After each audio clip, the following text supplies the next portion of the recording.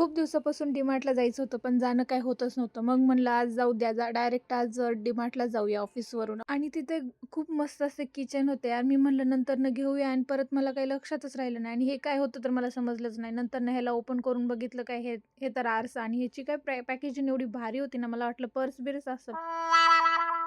अरे सब सामान घर गृहस्थी का है, वैसे भी डीमार्ट में वही मिलता है, बट मैं मेरे लिए पॉपकॉर्न और इतनी ठंड में भी आइसक्रीम ना लूं ऐसे हो ही नहीं सकता.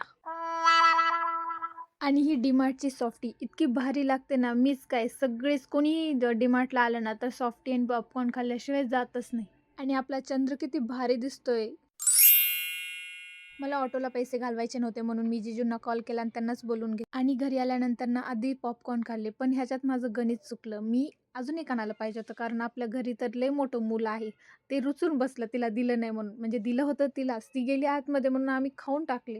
म्हणजे चुकून खाऊन टाकले आणि परत तिला घे म्हटलं तर ती घेतच नव्हती. एवढी रुसून बसली होती ना, तिच्या तोंडावरून तर बघा ती कशी रिॲक्शन देते. आणि जाऊ द्या यार, लहान आहे. तिचं काय मनावर घ्यायचं पण. आणि आपण आपला व्लॉग इथंच संपवूया. Bye bye.